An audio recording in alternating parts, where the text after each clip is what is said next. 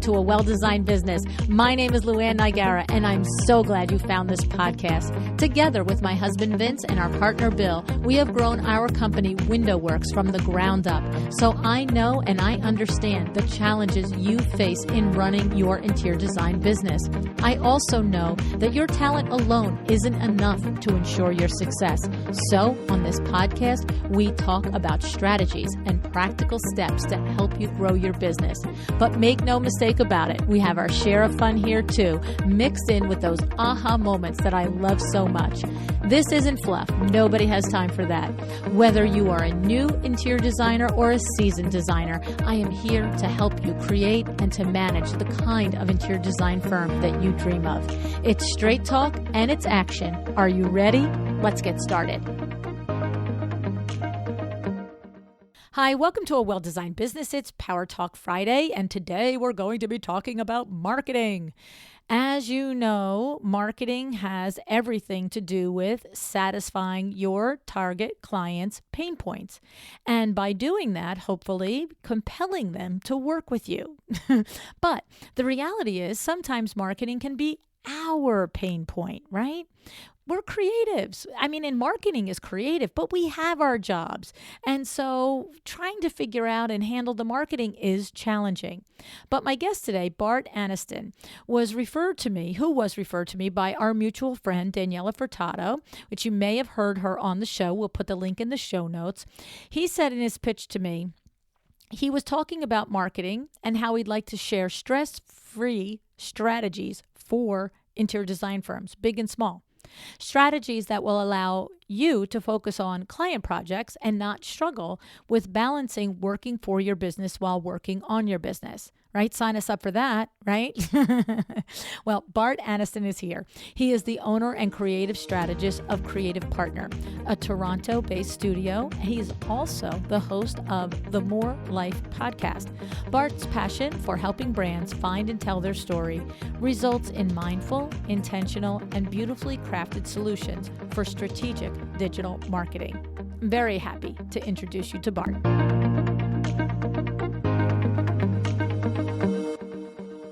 Hey, Bart, thanks so much for joining me on A Well-Designed Business today. Thanks so much for having me. I'm happy to be here. Bart, I'm so glad you reached out to me. You mentioned to me that we have a friend in common, Daniela Furtado. Mm-hmm. So that's pretty cool. You heard her on the episode, or she told you she was on the podcast. Is that what happened? 100%. Yeah, she shared her episode with me, told me I have to apply. I have to pitch. Well, I'm glad you did, because you have a fabulous pitch here. I love, look, people can send a pitch that maybe isn't so awesome. If I can see the thread in it, that there's something there. It's not like, oh, there's this big bar to get on the show. I'm looking for people. I want to have good conversations. You have a podcast. You know what it's like, right? Yeah, I do. Yeah. So your podcast is called The More Life, which I'll ask you about in a few moments, and we'll put links in the show notes. But it's not this big. Like, people will come up to me, probably to you too. Oh, how do I get on your show? And I'm like, there's a submission form. It's not rocket science, right?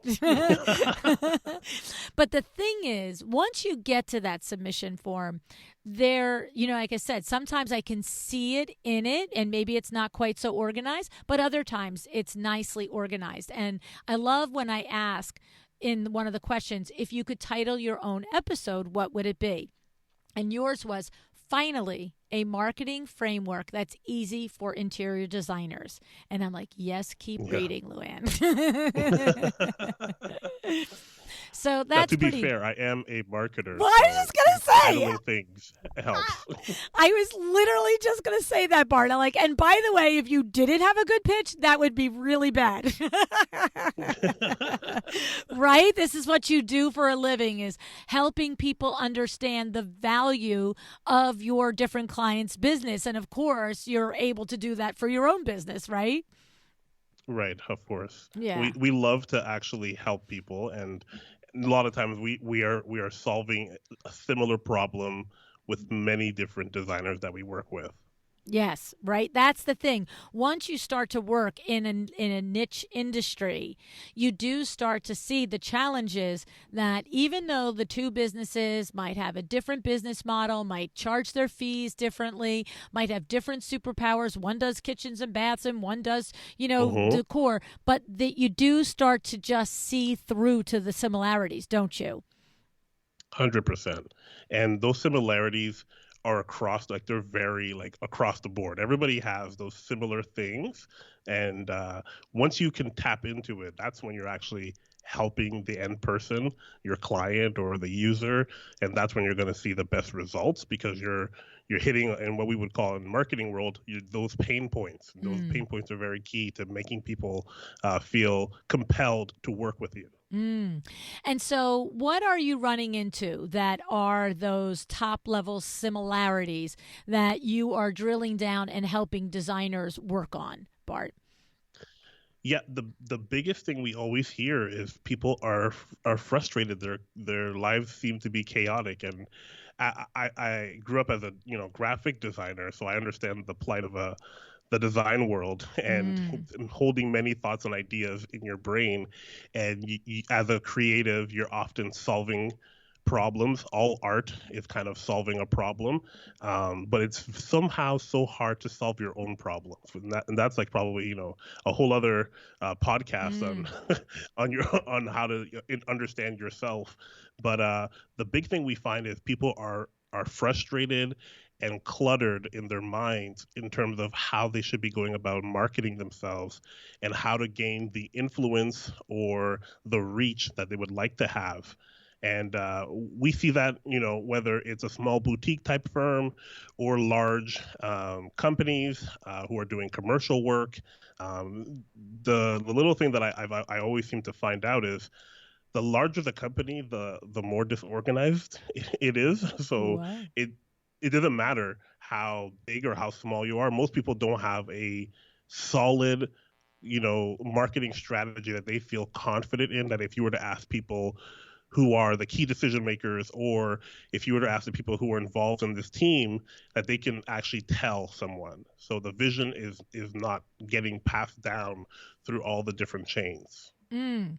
That's interesting. So, as a smaller interior design firm, maybe you haven't had the opportunity or created the opportunity to get yourself clear on what your marketing vision for your company is. But then as a larger firm, maybe you've evolved and you've got that, but you haven't communicated it down the pipeline, down the road to your people that work for you, and therefore it's still not coming out clear. Is that what you're saying?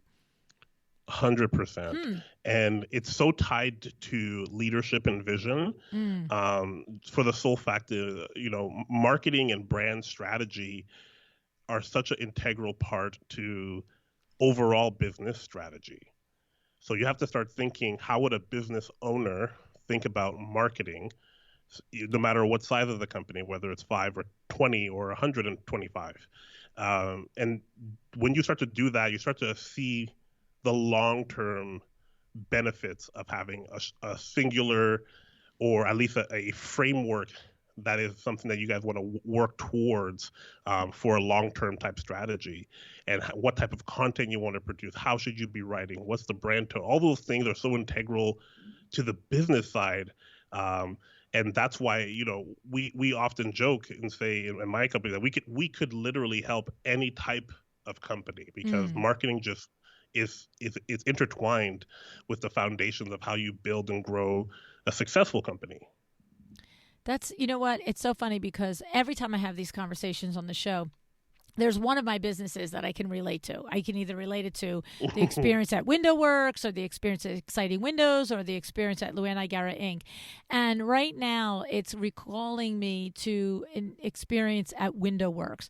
I had a come to Jesus moment about 10 Hmm. years or 15 years into business. I had spent a couple of years, Bart, where I really didn't want to be in the business anymore.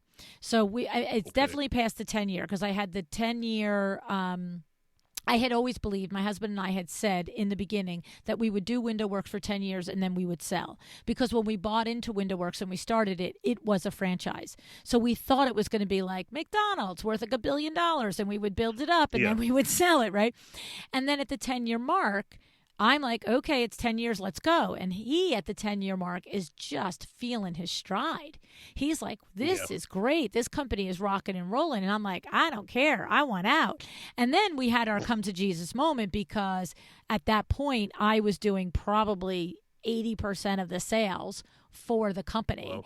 And he was like, in no uncertain terms, we got from I want out to I'm sorry, sweetie, you're going nowhere. Like, you are, sit your booty down and actually Yes, pick yes. up those draperies and go sell them, right? Because he like looked at me, he goes, we got 20 employees. Where do you think you're going? Every single person here has a job because you sell something.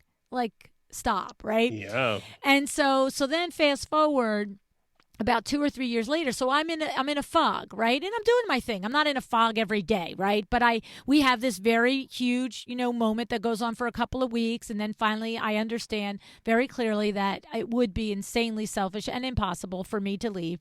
But I spend the next couple of years sort of just phoning it in, but I can't say it 100% because I'm sort of the person, once you engage me, I'm there, right? But in Right. my back of my mind, like the helicopter, I'm like, is this what I'm supposed to do for the rest of my life? And then I get in your Mm-hmm. space and in your house and I'm all yours and we're good. But the moment happened that your conversation just reminded me, I was leaving a customer after making a sale with her, and I say all the things that I always say from before, when I was totally happy in Window Works and when I was just mediocre. Thank you so much for calling on us again. I know you have other Yeah. choices, and I appreciate that you called us because it was a repeat customer. And Bart, she Mm-hmm. launched into this big thing. Are you kidding me? Who else would I call?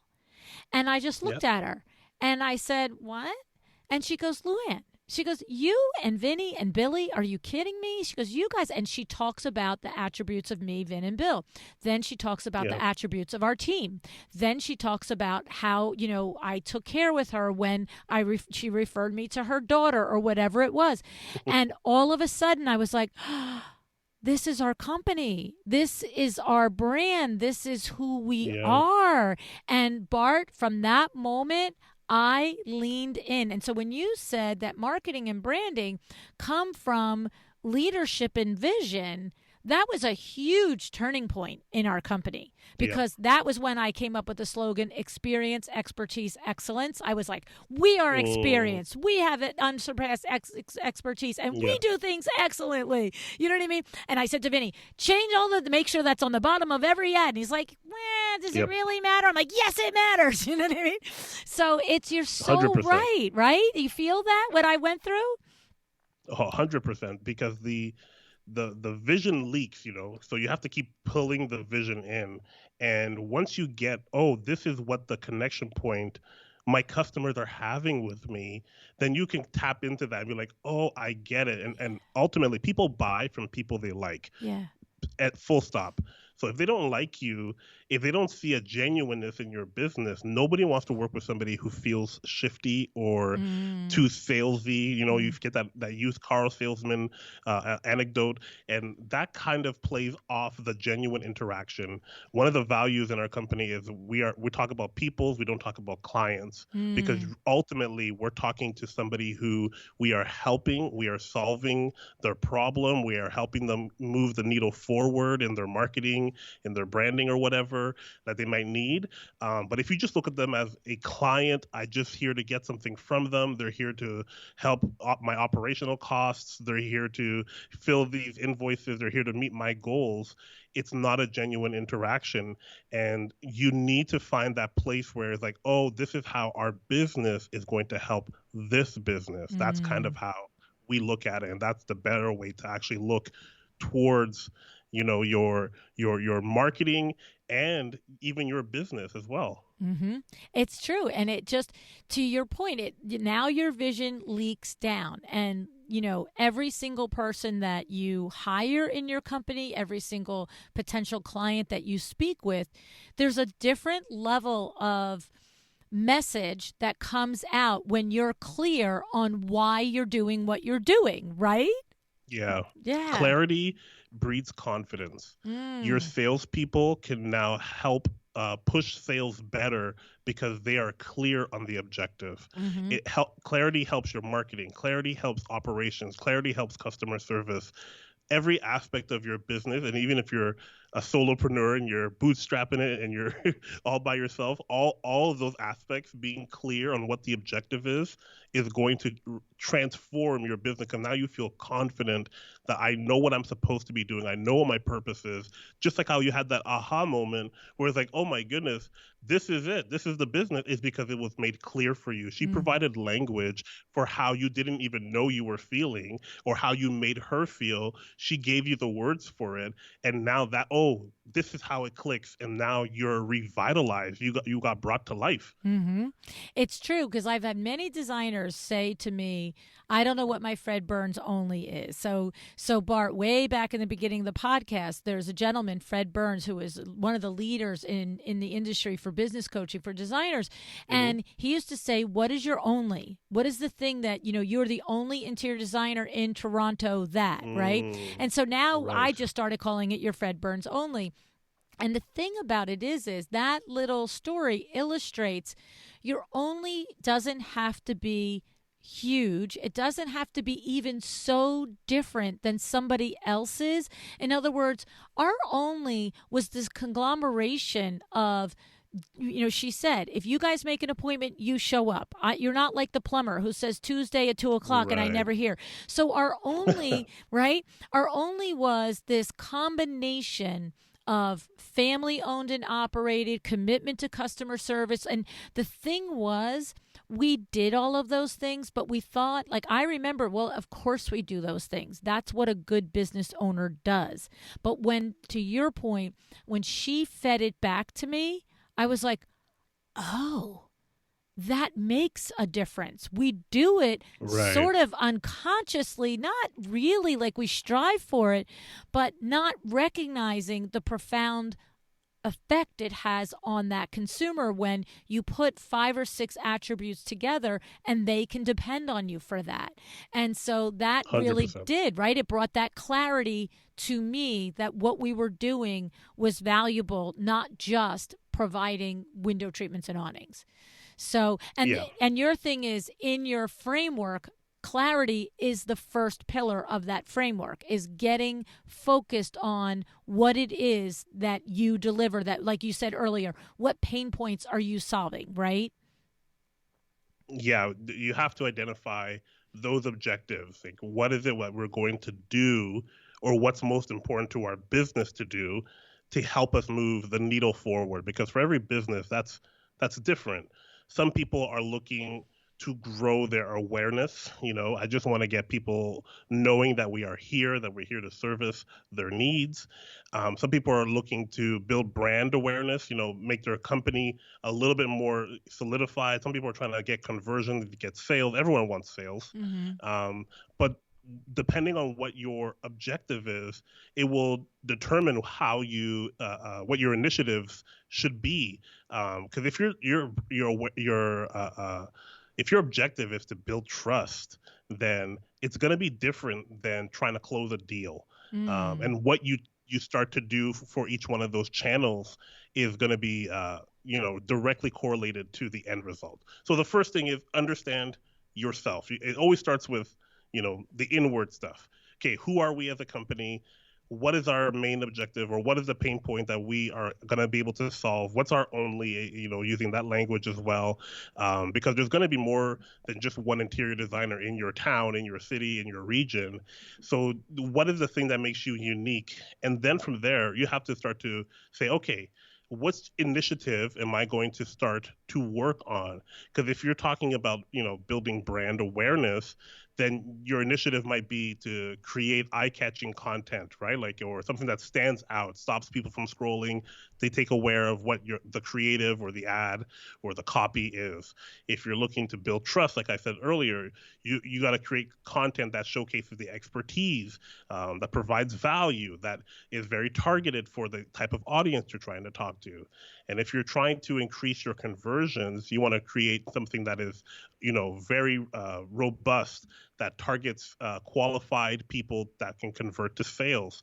All these things are part of marketing, and to get to the next stage in terms of clarifying that you're not kind of running around and you're trying to be the interior designer and you're trying to be the operations manager, because most people that are doing this are they're the manager of the company. This is their firm, and they also have staff, and they're also probably the lead designer, and they're also probably doing sales, and they're doing so many different things before you reach that point of having maybe 5 or 10 employees.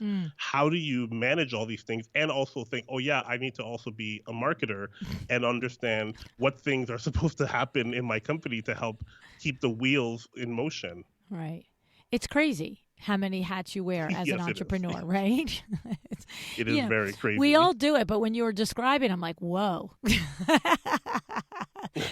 Well, I'm an entrepreneur too, right? Yes, So it's you like know it. you feel that until you start getting help and you're willing to let go of things, you're really kind of trapped in this.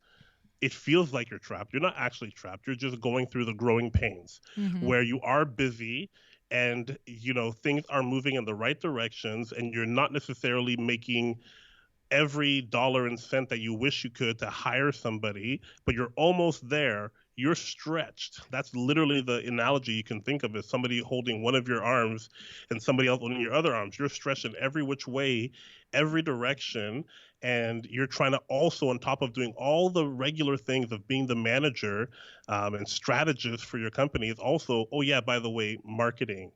Like, what? I don't know Facebook ads. How am I Right. supposed to design a new website? What? Like, I'm not a website designer. And what should I be doing? Is Instagram still the best place? Is Pinterest? Is House? Where am I supposed to spend my time?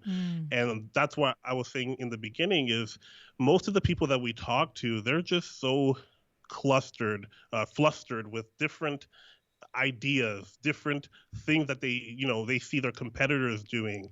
And how do I now jump in and like double dutch almost? Like, when's the right moment for me to jump in, and and which one am I going to do? Because this person's doing Pinterest, and this person's doing Reels, and this person has a ginormous email list, and this other person started a podcast. How am I supposed to compete? Am I supposed to do all these things? Right. And that's where we kind of insert ourselves and say, okay, we're going to do what we call a digital roadmap, which is basically a process where we, like, 2 to 3 hours, we sit down, we hunker down, and we do a buyer's journey. We do market analysis for them, and we kind of give them some content themes, some buckets, basically content clusters or whatever words you want to use, but basically buckets of information, and say, here's how you're going to leverage these main things that you are really good at.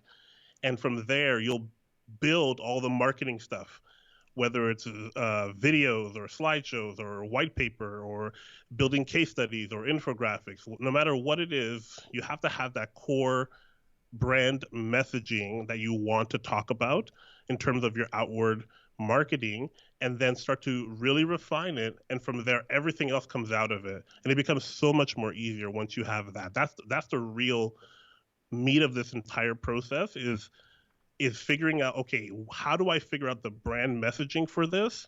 And what are the main content pillars for my brand? And from there, you will be able to say, okay, so here are the biggest or the most important attributes of my company that I want to talk about. Here's how we can help, whether it's education, whether it's inspiration. You can then say, okay, now these are the things that I need to be talking about, and that is specific to us. And now, okay, from here, what does that look like? Oh, okay, maybe I can start making a video that can then be transcribed into a blog post, that can then be cut into social media posts.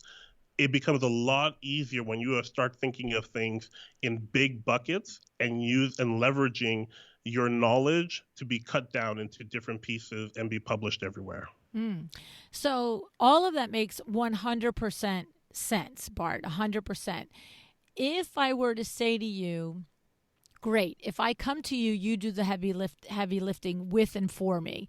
But if I'm listening to this show and I'm not actually in a position at this point to hire a professional to assist me in this, is there a single one or two questions, something that you can task us with so that we can sit and maybe just attempt to come at some of this clarity on our own? 100%. Oh, You good. you you, you It have was a to. trick question. I wasn't sure if you're going to have an answer. There is hope for all. Okay. For those who want hope, there is hope, and the best thing that you can do is to focus um, on one thing. If you don't have the time to go through and solve all these different problems of what I just explained, or go through the whole process, do less and do it better. So Mm, you don't need to be on Pinterest and Instagram and Facebook and LinkedIn. Pick one and say, I'm going to be the master at this. If it's okay, I'm very good on camera. Maybe I'm going to make a reel or two reels or batch it and do multiples on one day a week. And I'm just going to do it and throw it into a scheduler and let it run. Now, it, the the brand messaging and the content pillar side of it is still crucial. I think that exercise needs to be done irregardless of your marketing success or failures. No matter where you are in your process or your journey with that, you need to be clear on your brand and your brand messaging. And once you achieve that, it's now whether or not you want to turn on the switch, and how strong do you want this to be? Like, do we want to do multiple platforms, or do we want to do a singular platform? If you're great with the written word, then start to write blog posts that answer tough questions, that explain new design trends, that help people in common problems, or talk about trends that are happening and what your take is on it.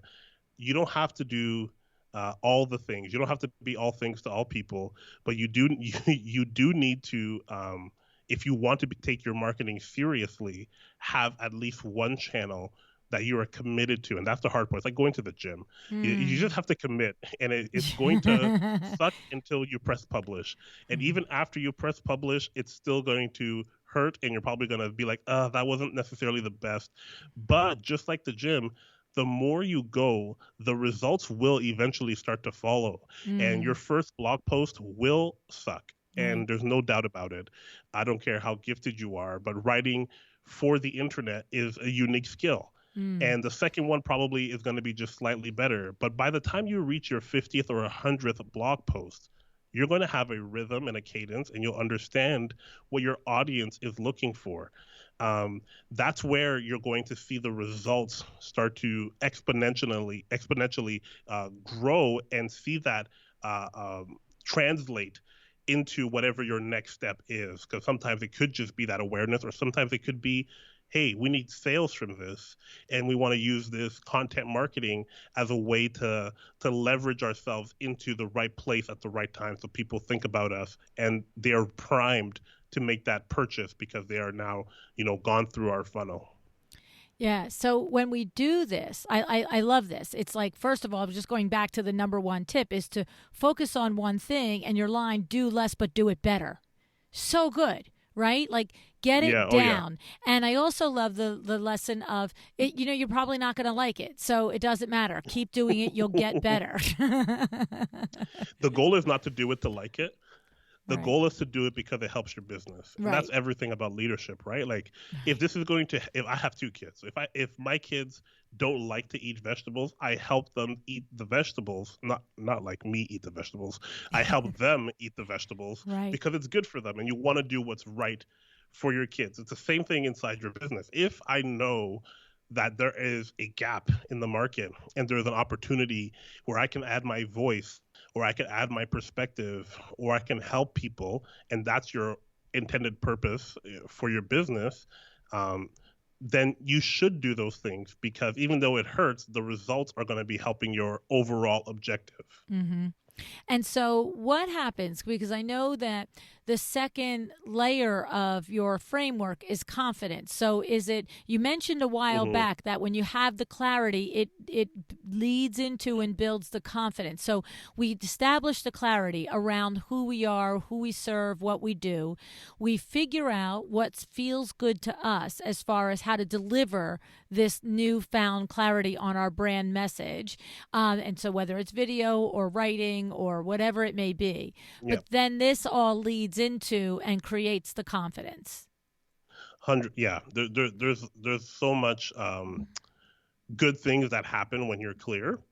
When you're clear, you're able to be creative, and you're open to the ideas of opportunities being presented to themselves. And that's what I mean by confident. Being confident in your niche, in your space, allows you to recognize opportunities that people are going to be too flustered to capitalize on. Mm. And when you have those opportunities, whether it's to guest speak at a conference, or where you have the opportunity maybe to come on this podcast, Mm. those things are only available to people who have the mental clarity and have positioned themselves to be able to do those things. So being clear on what you offer, on what you're good at, what your business or your company can do, those are the things that it's like a layup. It just sets you up for the next step. And that's the confidence part. You can now walk clearly into a room and, pitch yourself or network with people. All those different things are going to be a lot easier. Case in point, beginning of this year, in Toronto, Danielle Furtado from that you previously mentioned and from episode 746 was invited me and told me that there was a conference, interior design show conference in our city in Toronto, and because we had worked together on a project together, we said we should do it together. Let's talk about the benefits of social media versus SEO. Which one should you be focusing on? Well, Mm. it became a smash hit, not because I'm a genius. I'm not a genius. Newsflash, Bart is not a genius. But I was ready. I was able to have done the work. I already wrote a case study on the work. So when the opportunity came, say, hey, there's this conference that we can go and speak at, or they're accepting submissions for it, we pitch ourselves. They like the take, not because it's revolutionary, but because we have the work to show for it. We can say, hey, we were Mm. able to come into these spaces and say, here's what we did. Here's the benefits, and we were documenting all of it already for our own case studies. So all we did was pull our own case studies and presented it as a presentation, and that's how the opportunity was realized. Now, from there, you start to network with people when you're at the design show, and you start meeting vendors, you start meeting designers and architects, and that's where it translates into helping me and my bottom line for my business. But the same thing can happen for any interior designer. If you're not posting something that is helping your business or helping your clients, then no one's ever going to hear about you or know about you. But you might be brought on to your town's morning television show Mm. if you are showcasing the work that you're doing, if you're talking about it in a way that aligns with your brand values and your brand messaging. Then people are attracted to that, because people are attracted to when your brand is so easily aligned, and people can be like, oh, I totally get what this sense is. And we do this exercise sometimes with people. We show them ads, whether it's a still of a video commercial or an ad in the paper, but there's no branding on it. And every time people get it right, they know what Mm. brand it is. If I show you 3 different pictures, you could be like, oh, that's Target, that's IKEA, oh, that's BMW. I know Right. exactly who that is, because it's aligned and it's all synchronized properly. So if you do the top part, the clarity, get really, really laser focused on what is the most important for you, then you will start to see the results inside the confidence area of it as well. Yeah, it's so funny about that. I was recently, I've been doing a training with Heroic Public Speaking. It's Mm. yeah, it's amazing. I can't call it a course. It's an experience. That's all I can call it. Okay, It's wow. amazing. Yeah. It's And not a course, it's an experience. right, for sure is, right? And they had someone in talking about branding and positioning and stuff, and she did a similar exercise, except that she put up just series of colors. So it'd be 3 lines of colors. So like, Yeah. yellow, blue, and red, and then blah blah blah blah blah. And literally, I would tell you probably 80% of the people in the room picked the brand based on seeing the colors. So, like, she would Yeah. say, these two sets of colors are in the food industry. And it was like, oh, that's Burger King and that's Chick-fil-A or Hmm. whatever. And then Hmm. these are in the fashion industry. It was like, oh, that's Gucci and that's whatever the other one was, right? And it was just Yeah. crazy to watch the audience. Like I was in the audience, but I was just taking the experience in mostly. But watching them call out literal brand names because 3 bars of colors were there. Like it was Oh yeah. nuts, right? The people that do it, and sometimes you get deflated thinking about how advanced everybody else is in their branding and all that kind of stuff and their marketing. It's like, oh my goodness, how am I ever going to compete?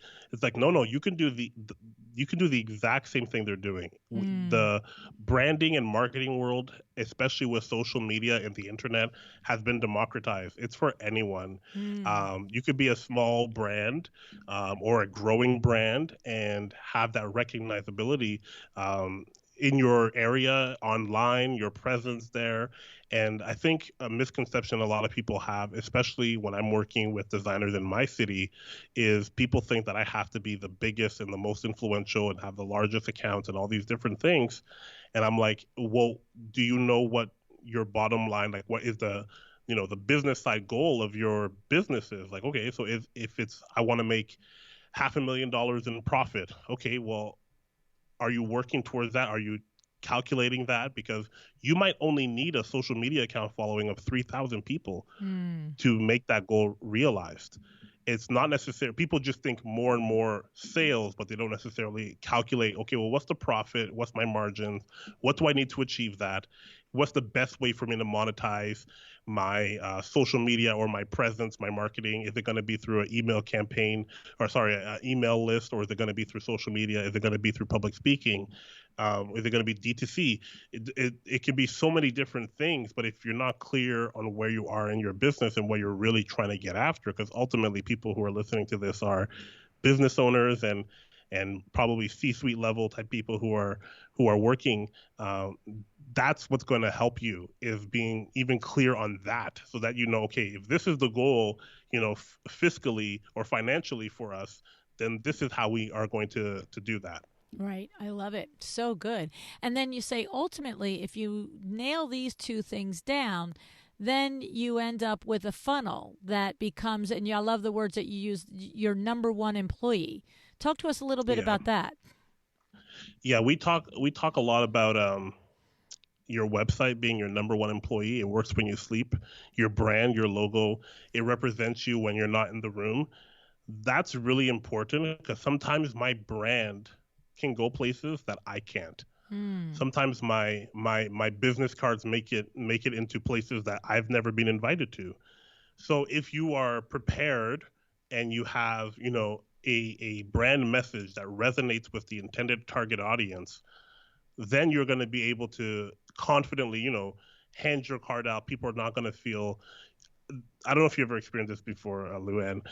Somebody hands you a card but says, I'm sorry, the card is tattered or whatever, or they tell you, I'm sorry, my website's not great, but here's my contact information. Right. They haven't necessarily, immediately you're putting a negative connotation on what your brand represents. Mm. So I don't ever want to give my card to somebody and have to put a disclaimer. Apologize for it. Yes. By the way, my website's under construction. So it's Exactly. better to it's better to have like a very simple pared down website that is clear than to have a fancy website that has lots of bells and whistles. But So doesn't clarify and doesn't convey what you're doing and who you do it for, right? exactly. Yeah. So I would say focus when you're confident in your messaging, you're confident in your process.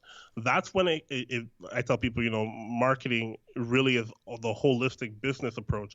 That's when you can implement a lot of different things, because your marketing assets are there to support all of these other things, whether it's automation, in your systems and processes, whether it's your website and the type of messaging you use on that website. I don't know if some people still use like capability decks or welcome decks that they send out to people that showcase their work or portfolio, physical or digital. all that stuff is now in line with the stuff that you became clear upon, and that's that's what's actually going to help your visitors on your website, or the people you hand your card to, people you meet at networking events, help them make a decision in choosing you to work with, because they see, oh, this person has all their stuff together. It feels good. This person is genuine in my interaction because it's not forced, because they're confident inside of it. And that all comes out of a place of clarity. I love it. So good. It makes so much sense when you explain it. It really does. So Well, that's good. I appreciate it. Yeah, no, I do. I have like 3 pages of notes here. So,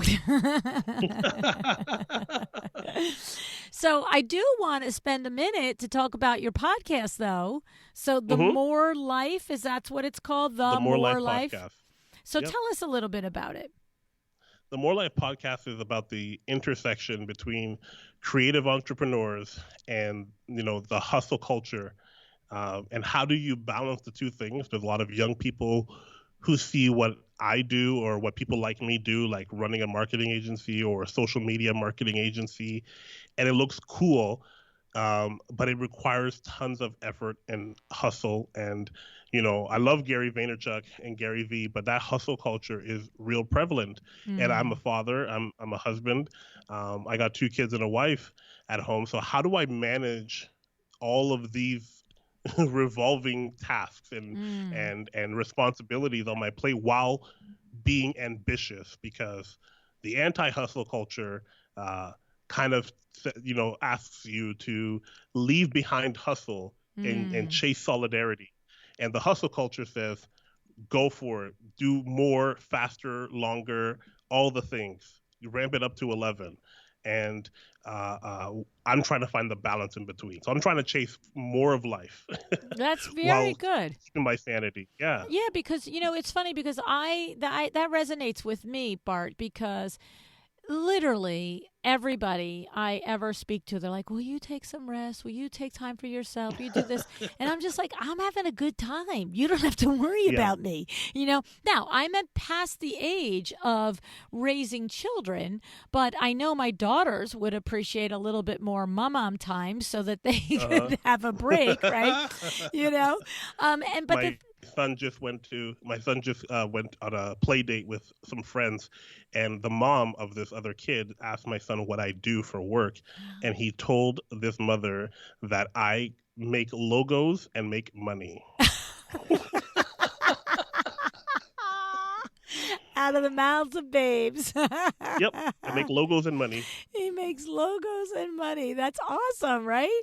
But that's the thing. It's like, it is an interesting juxtaposition where you do have ambition, but you also have you have personal ambition to get up and create your company that creates logos and money, right? But then you have an ambition that wants to spend time with your wife and your children. And it's, we talk about this work-life balance thing, but I have to say, I think those of us that are quote unquote perceived as busier are often also perceived as not having time to enjoy things either.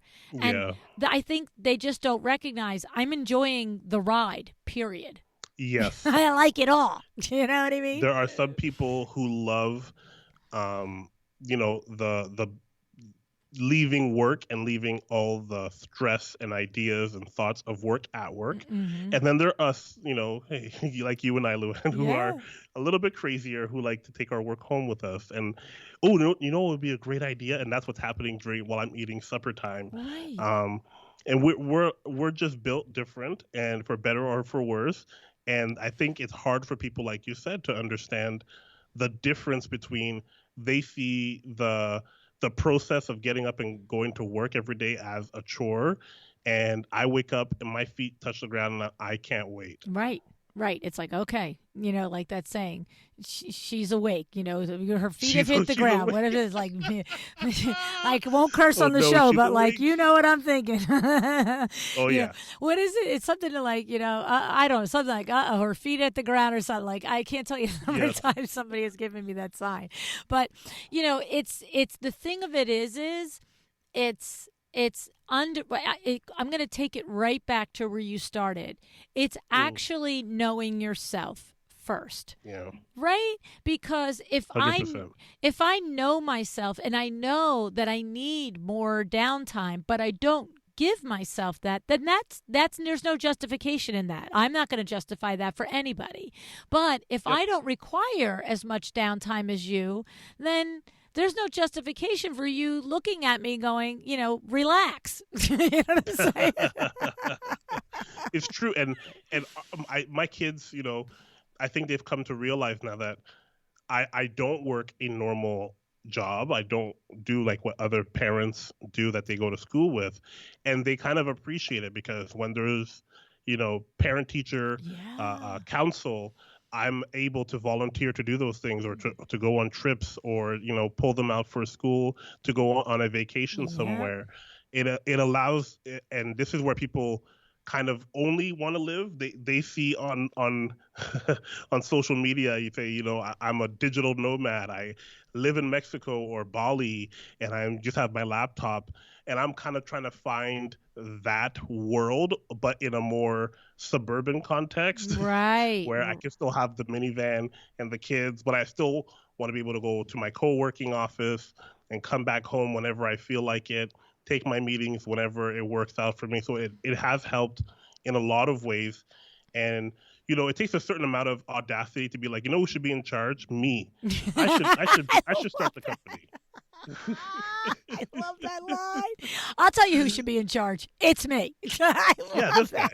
It's like it's an old joke from Jerry Seinfeld, one of my idols. He talks about like every president, of the United States is always, that's a crazy way to pick a president. Somebody has to be crazy to say, who should be in charge of everything? This guy right here. I should be president. I love it. I love it. That's such a great line. You got me with that one. I think that a lot of designers relate to this, right? A lot of designers are creative. They're driven. They're trying to. I just had a recent interview, and of course, at this moment, I don't know if her interview was up before or after yours, but because both interviews happened in the same day, so I don't know when they'll air at this point, but.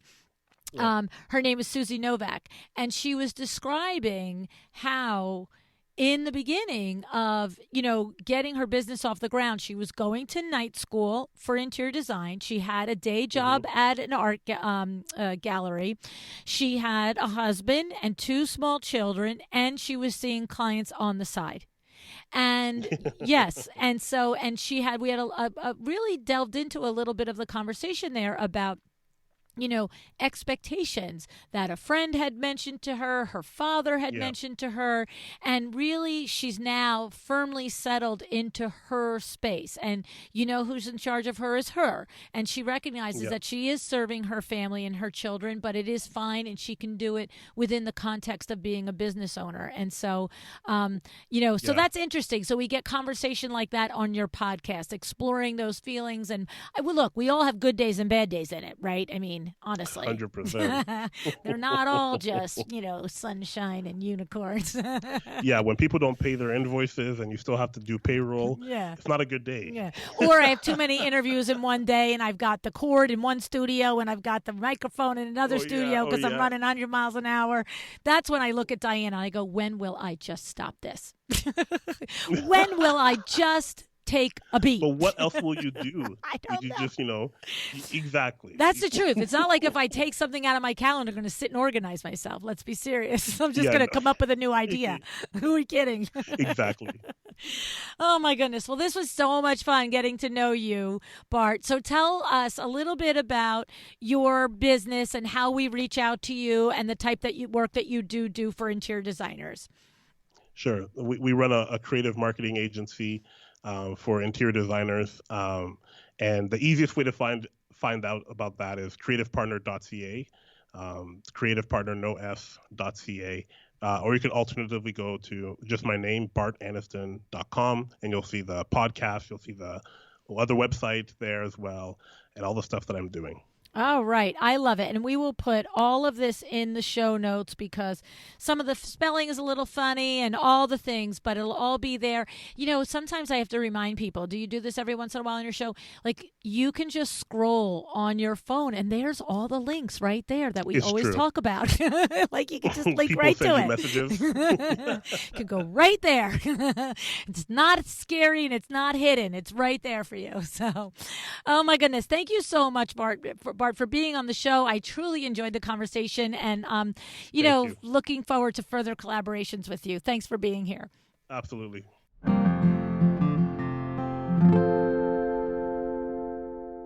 So, as a creative entrepreneur, right, we are no stranger to that feeling of frustration of things are a little chaotic sometimes, that we're wearing all the hats and doing all the things, and then having to market ourselves on top of it just can be overwhelming, right? But like Bart said, if you aren't willing to get help, and let go of some of the things that you're not the best one to do, that's how you end up feeling trapped.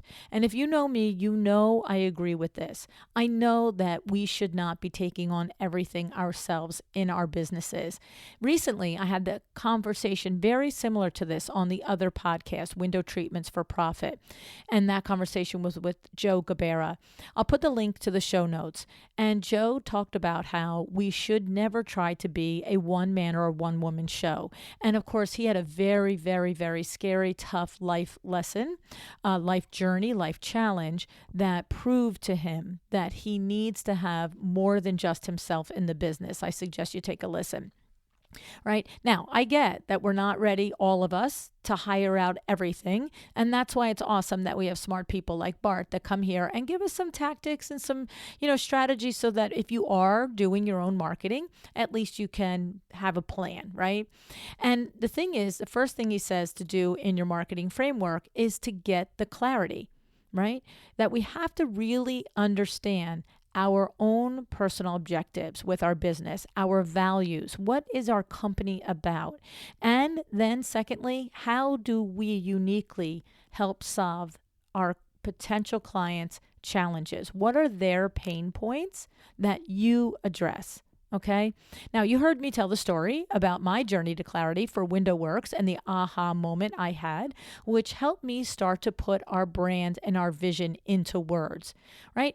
It was that moment when I learned it's not just a business. It's not just blinds and awnings, right? That's when I started to understand how important we were to the people who were coming to us over and over again, that they trusted us, they relied on us. And that helped me start to think bigger and understand it more from their perspective as opposed to just my perspective, getting in the car every day, pulling out the samples and selling drapes and blinds and awnings, right?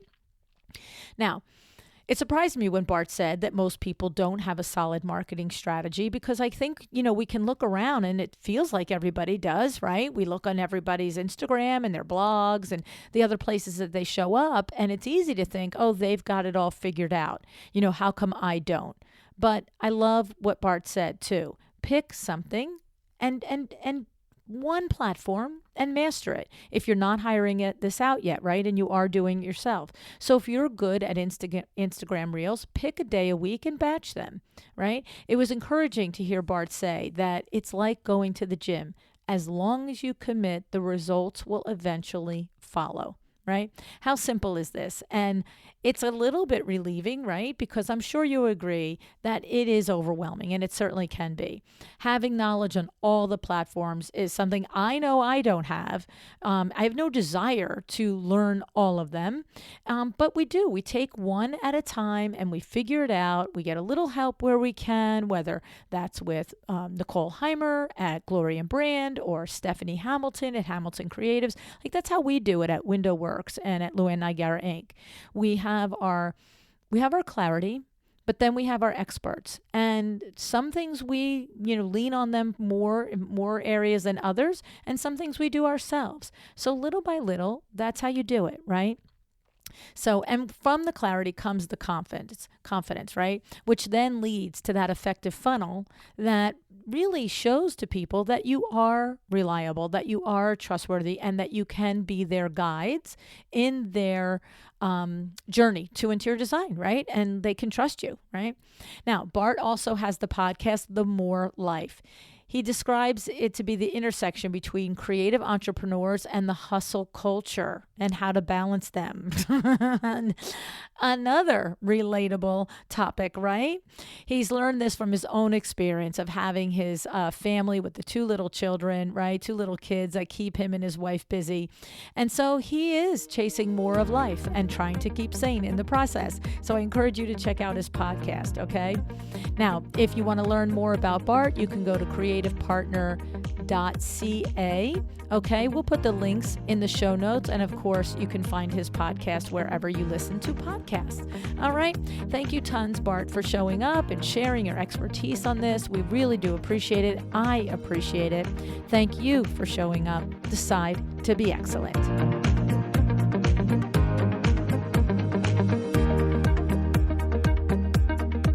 Thank you for joining me today. This podcast is a production of Luann Nigara, Inc. If you want to know more about me, my books, or Luann University, go to luannnigara.com.